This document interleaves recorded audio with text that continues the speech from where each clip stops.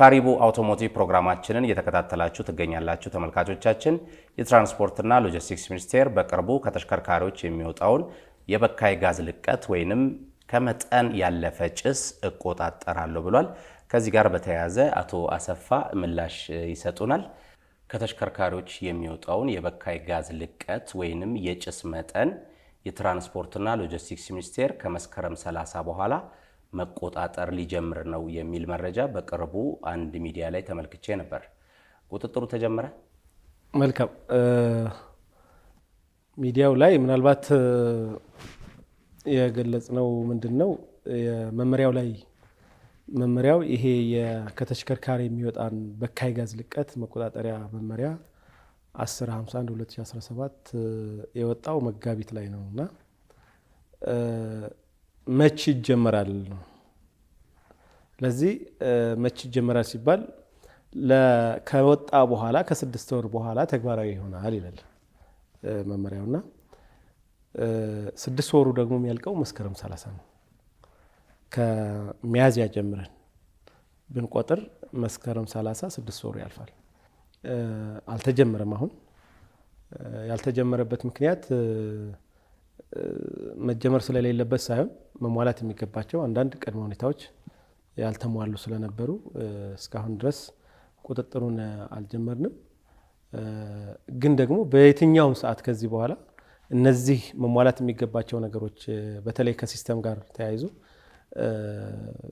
ከተሟሉ በየትኛውም ሰዓት የቁጥጥር ስራው መጀመር ይቻላል።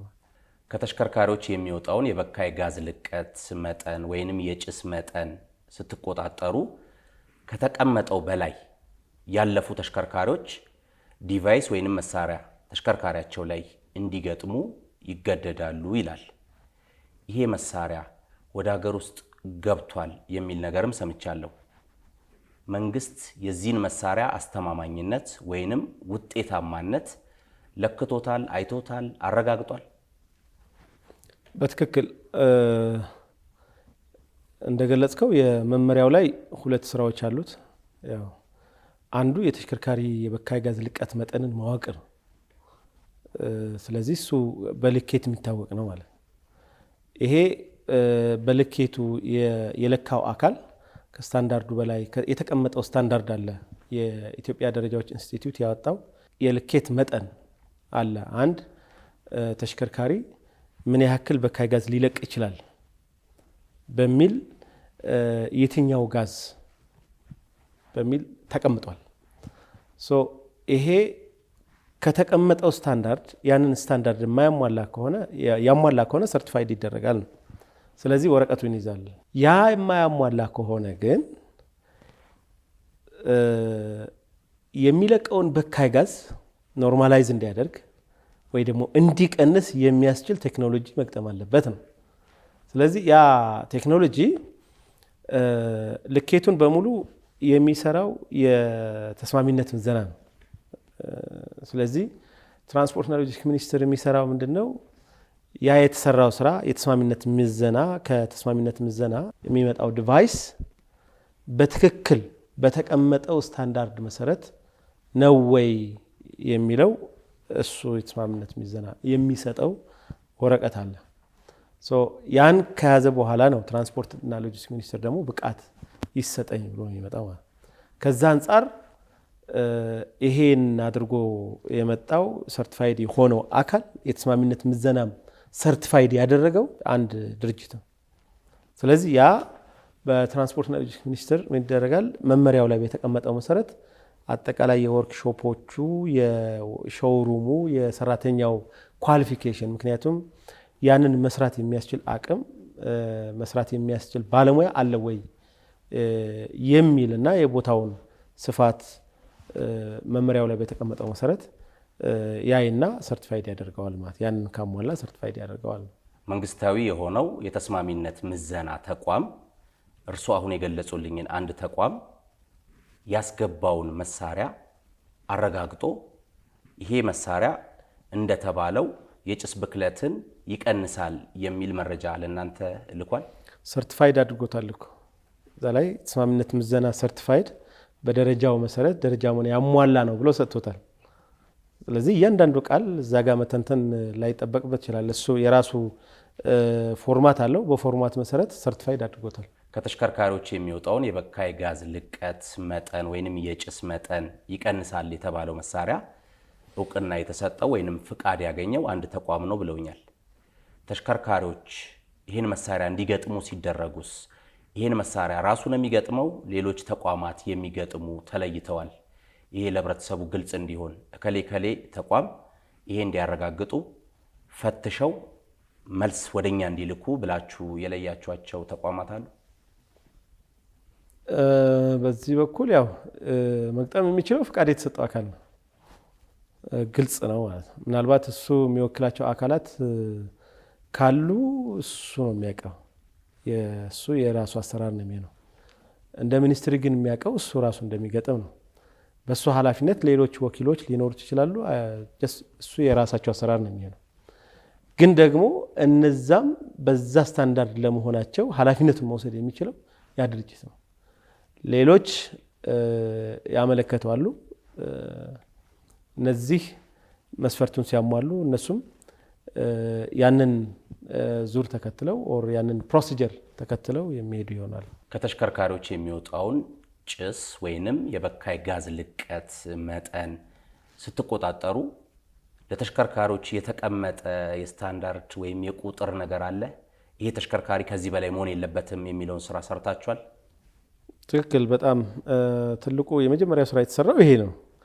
ምክንያቱም አንድ ተሽከርካሪ ምን ያክል በካይ ጋዝ ሊለቅ ይችላል፣ ስታንዳርዱ ማለት ነው። በተለይ ከዩሮ 4 ጀምሮ ያለው ስታንዳርድ ማለት ነው። እና ይሄ ሞር ቴክኒካል ስለሆነ ይሄን ፍቃድ የሚያወጡ አካላት ይሄ ስታንዳርድ በእጃቸው ይኖራል ዘንድ በዚህ መሰረት ይሄን አሟልቷል አላሟላም የሚሉት ይሄን የሚለኩ አካላት ናቸው። በመንገድ ላይ ቁጥጥር የሚያደርግ አካል ወረቀቱን ነው የሚያየው። ሰርቲፋይድ ሆኗል አልሆነም ነው የሚያየው። ማረጋገጫውን ነው የሚያየው። ስለዚህ ወደ ቁጥጥር የሚያደርግ የትራንስፖርትና ሎጂስቲክስ ሚኒስቴር አካላትም ይሁኑ ሌሎች ደልጌት የሚደረጉ አካላት፣ ሌሎች በየክልሉ ያሉ የትራንስፖርት ዘርፉም የጸጥታ አካላትም የሚያዩት ሰርቲፋይድ ነው ወይስ አይደለም ነው። ምክንያቱም ብዙ ዲቴል ቴክኒካሊ መግባት ያለባቸውም ጉዳይ አይደለም። ይሄን መስራት የሚችለው ይሄን ፍቃድ የወሰዱ አካላት ይሄን ቴክኒካል ስታንዳርድ ይዘው በዛ መሰረት ያሟሉትና ያላሟሉትን እየለዩ ሰርቲፋይድ ማድረግ እና ማንኛውም አሽከርካሪ ደግሞ ይሄንን ካሳየ በኋላ ወይ ያስለክቷል፣ ያስለካበትን ከስታንዳርዱ አሟልቷል የተባለ ተሽከርካሪ ከሆነ ስታንዳርዱን ያሟላበት ተሽከርካሪ ሰርቲፊኬት መያዝ፣ ካላሟላ ደግሞ እንዲያሟላ ዲቫይስ መግጠም፣ ዲቫይስ የገጠመበት ሰርቲፊኬት መያዝ። ተሶል በመንገድ ላይ ለተቆጣጣሪዎች የሚደረገው ይሄ ነው የሚሆነው። ሞር ሌሎቹ ግን ስታንዳርዱ ጉዳይ የሚሰሩት አካላት ናቸው የሚያዩት እና የተቀመጠ ቁጥር ክሊር የሆነ የተቀመጠ ቁጥር አለ። ከቁጥጥር ጋር በተያያዘ ተሽከርካሪዎች እናንተ ካስቀመጣችሁት መጠን በላይ ሲያጨሱ እርምጃ ተወስዳላችሁ። ይሄን ጭስ የሚቀንስ ዲቫይስ እንዲገጥሙ ፍቃድ የሰጣችኋቸው ተቋማት ደግሞ ቃል በገቡት መሰረት ወይንም ደግሞ የኔ መሳሪያ እስከዚህ % ድረስ ጭስ ይቀንሳል፣ ይሄን ጥቅም ይሰጣል ካሉበት ውጪ ዝቅ ብለው ሲገኙ ወይንም ቃላቸው ሳይከበር ሲቀር በእናንተ መስሪያ ቤት ነው ቁጥጥር የሚደረገው? በየደረጃው የሚደረግ ቁጥጥር አለ። ቁጥጥር የሚደረገው ለተሽከርካሪ ብቻ አይደለም። እንደነገርኩህ መመሪያው ላይ 2 ትልልቅ ስራዎች አሉ ብያለሁኝ። እነዚህ 2 ትልልቅ ማለት የሚለኩትንም በዚህ በኩል ደግሞ ዲቫይስ የሚገጥሙትንም በእኩል እንዲያውም በበለጠ መልኩ ቁጥጥር ያደርግባቸዋል። ሪፖርት ይቀበላል። በየጊዜው የሱፐርቪዥን የክትትል የድጋፍ ጭምር ማለት ነው ስራ ይሰራል። በተለይ ደግሞ የቁጥጥር ስራው ደግሞ በሲስተም የታገዘ እንዲሆን ስራ በስፋት እየተሰራ ነው ያለው። ከዚህ በታች ምናልባት ተገጠመ የተባለው ነገር ችግር እንኳን ቢኖርበት ተጠያቂ ማድረግ የሚቻለው ይሄንን ኃላፊነት ወስዶ የሚገጥመው አካል ይሆናል ማለት ነው። ሲኖትራክ የተባለው ገልባጭና የጭነት ተሽከርካሪ ማሟላት ያለበትን ነገሮች እስኪያሟላ ድረስ ወደ ሀገር ውስጥ እንዳይገባ በሚል በሚኒስቴር መስሪያ ቤታችሁ በኩል እንደታገደ ሰምተናል። ይሄ ተሽከርካሪ ማሟላት ያለበትን ነገር አሟልቶ ቢመጣስ በነዳጅ የሚሰራ ስለሆነ በነዳጅ የሚሰሩ የጭነት ተሽከርካሪዎች ደግሞ ወደ ሀገር ውስጥ እንዳይገቡ አሁን ላይ ታግደዋል። የሲኖትራክ ጉዳይ ምን ደረሰ? ምንድን ነው ሊሆን የሚችለው? መልካም። ምናልባት አያይዘው ከሆነ ከአዲሱ ምናልባት መንግስት ከገለጸው ጋር ተያይዞ ከሆነ ያው ሲኖትራክ በተለይ ደግሞ ችግር ሲያደርሱ ነበር ነው። የሴፍቲ ኢሹ ነው፣ የሴፍቲ ጉዳይ ነው። የነዳጁ ጉዳይ ኦር አይነት አይደለም የነበረውና በዋናነት ሴፍቲ የህብረተሰባችንን እየጎዳ ነው።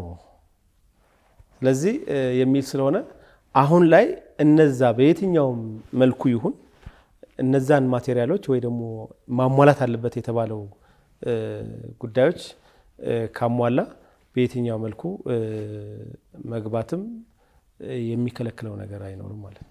ስለዚህ ሲኖትራክ የተባለው ተሽከርካሪ የቀረበበት ጥያቄ ከሴፍቲ ጋር የተያያዘ ስለሆነ አገር ላይ በወጣው ህግ መሰረት በተፈጥሮ ጋዝ የሚሰራ ከሆነና ያን የሴፍቲ ጥያቄ ከመለሰ ሊገባ ይችላል አሁንም ማለት ነው። ኦፍ ኮርስ ከዚህ ጋር የሚያያዝ አይደለም ማለት ነው። አሁን ካሁኑ ይገባል አይገባም ሳይሆን የተነሳበት ጥያቄ የሴፍቲ ጥያቄ ነው። ያንን ካሟላ ያንን ማሟላት አለብህ ነው። ያንን ካሟላ የማይገባበት ምክንያት አይኖርም። በቅርቡ መንግስት በነዳጅ የሚሰሩ የጭነት ተሽከርካሪዎች፣ ቦቴዎች፣ የህዝብ ማመላለሻ አውቶቡሶች ወደ ሀገር ውስጥ እንዳይገቡ ታግደዋል። በተፈጥሮ ጋዝ የሚሰሩ ከሆነ ግን እንደውም ማበረታቻ አደርጋለሁ ብሎ ከታክስ ነፃ እንዲገቡ ውሳኔ ወስኗል። እኔ የገባኝ በዚህ መልኩ ነው። አንዳንድ ሰዎች ግን ሁሉም ተሽከርካሪዎች በተፈጥሮ ጋዝ የሚሰሩ ከሆነ አውቶሞቢልም ይሁን ምንም ተሽከርካሪ ይሁን ወደ ሀገር ውስጥ እንዲገቡ ተፈቅዷል ሲሉ ሰማለሁ። ግልጽ እንዲሆን ለህብረተሰቡ በተፈጥሮ ጋዝ የሚሰሩ ተሽከርካሪዎች ከቀረጥ ነፃ እንዲገቡ የተደረገው የትኞቹ ናቸው? እሱ ያው የተጻፈ ደብዳቤ አለ እንደምታውቀው። ባጭሩ ያንን ሪፈር ማድረግ እናንተም ደርሷችሁ ይሆናልና ያንን ሪፈር ማድረግ ነው። ሌላ ተጨማሪ ነገር የለውም። ምክንያቱም በግልጽ በደብዳቤ ስለሆነ የተጻፈው ሌላ ተጨማሪ ማብራሪያ ይሄኛው ነው ማለት ብዙም አስፈላጊ ላይሆን ይችላልና በግልጽ እዛ ደብዳቤ ላይ ያለው ገንዘብ ሚኒስቴር ያወጣውን ደብዳቤ ያንን ሪፈር ማድረግ አስፈላጊ ይሆናል ብዬ።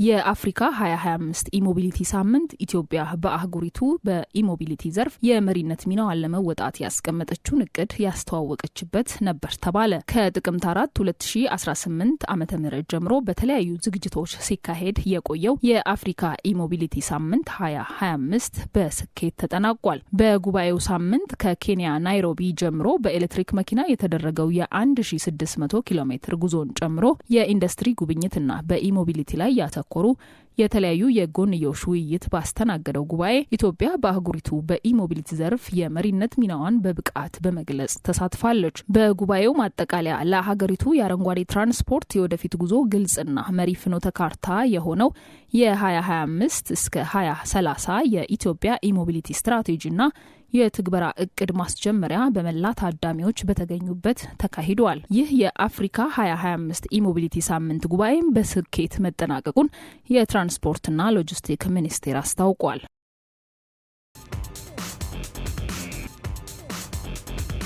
በኢትዮጵያ የመጀመሪያ የሆነው ሴፍቲ የአሽከርካሪዎች ማሰልጠኛ ተቋም ከፍተኛ የዘርፉ የስራ ኃላፊዎች በተገኙበት የተመሰረተበትን 25ኛ የምስረታ በዓሉን በድምቀት አከበረ። በምስረታ በዓሉ ላይ የፌዴራል የመንገድ ደህንነትና መድን ፈንድ አገልግሎት ምክትል ስራ አስፈጻሚ አቶ መሐመድ ሐሰን፣ የአዲስ አበባ አሽከርካሪና ተሽከርካሪ ፈቃድና ቁጥጥር ባለስልጣን የአሽከርካሪ ተሽከርካሪ ዘርፍ ምክትል ስራ አስኪያጅ አቶ በድሉ ሌሊሳ እንዲሁም ሌሎች ጥሪ የተደረገላቸው እንግዶችና በዘርፉ የተሰማሩ ድርጅቶችም ተገኝተዋል። በዚሁ መድረክ ላይ ንግግር ያደረጉት የመንገድ ደህንነትና መድን ፈንድ አገልግሎት ምክትል ስራ አስፈጻሚ አቶ መሐመድ ሐሰን በአሽከርካሪዎች የሚደርሰውንና 68 በመቶ ድርሻ ያለውን የትራፊክ አደጋን ለመቀነስ እንደ ሴፍቲ ያሉ ተቋማት ወሳኝ ድርሻ አላቸው ብለዋል። ላለፉት 25 ዓመታት ወደ 56,000 አካባቢ ሾፌሮችን ለአገልግሎት አሰልጥኖ አቅዶ ለስራ ኦንቦርድ አድርጎታል። ከ3,000 በላይ ደግሞ ለተቋማት ፈተና በመስጠት አገልግሎት መስጠት ችሏል ማለት ነው። ከ25 ዓመት በፊት የመጀመሪያው ማሰልጠኛ ተቋም ሴፍቲ ነው። ከዛ በፊት ያሉትን መንግስት ነው የሚያሰለጥነው ማለት ነው። ስለዚህ ከ1 ሚሊዮኑ ራፍ ቁጥር ከወሰን 6% አዲስ አበባ ውስጥ መንጃ ፈቃድ ያለው ሰው ሴፍቲ ነው የሰለጠነው ማለት ነው። በግል ደግሞ ከወሰን መንግስት ካሰለጠናቸው በፊት ከ25 ዓመት በፊት ያሉትን ትተን ደግሞ ካየን ምን ያክል ሊሆን እንደሚችል ቁጥሩን ማየት ያስፈልጋል ማለት ነው። ሴፍቲ የአሽከርካሪዎች ማሰልጠኛ ተቋም ከመደበኛ ስልጠናዎች ባሻገር ለተለያዩ የግልና የመንግስት ተቋማት አሽከርካሪዎች አደጋን ተከላክሎ ማሽከርከር ላይ ያተኮረ ልዩ ስልጠናም ይሰጣል። በዕለቱም ከማሰልጠኛ ተቋሙ ጋር በተለያየ መስክ አብረው ሲሰሩ የነበሩ የመንግስትና የግል ድርጅቶች እውቅና ተሰጥቷቸዋል። በተጨማሪም የሴፍቲ አሽከርካሪዎች ማሰልጠኛ ተቋም መስራችና ባለቤት አቶ ደበበ ጤናው የተሽከርካሪ ማሰልጠኛዎች ማህበር ፕሬዝደንት በመሆን ላበረከቱት አስተዋጽኦ ከማህበሩ አባላትና ከሰራተኞቻቸው የክብር ስጦታ ተበርክቶላቸዋል። አቶ ደበበ በዚህ ወቅት እንደተናገሩት ሴፍቲ የአሽከርካሪዎች ማሰልጠኛ ተቋም ከተመሰረተበት ጊዜ አንስቶ በበርካታ ውጣ ውረድ ውስጥ ቢያልፍም በሚሰጠው አገልግሎት ደስተኛ መሆኑን ገልጸዋል። ቤት ኪራይ መክፈል አልቻልንም። የሰራተኛ ደሞዝ ማስተዳደር አልቻልንም። አብረን ወጣን ወረን ያልገባንበት ቢሮ ያላንኳኳነው ባለስልጣን ያላንኳኳነው ሚኒስተር አልነበረ። ማንም ግን ሰሚ አልነበረ። በ1993 ጀግና የቢሮ ኃላፊ ሲፈጠር አቶ ተመስገን አክሊሉ የተባሉ የስራ ኃላፊ ሲመጡ ለሴፍቲ ሁለተኛና ሶስተኛ መንጃ ፈቃድ ለሚማሩ ትምህርቶች የማስተማርና የጽሁፍ ፈተና የመፈተን ስልጣን ሰጥተው እውቅና አገኘን ማለት ነው። ይህ ታሪካዊ ሂደት ነው። ካሪቡ አውቶሞቲቭም ከመንገድ ደህንነት ጋር በተያያዘ በሚሰራቸው ስራዎች በዕለቱ እውቅና ከተሰጣቸው የግል ተቋማት አንዱ በመሆን የተዘጋጀለትን እውቅና ከክብር እንግዶቹ ተቀብሏል።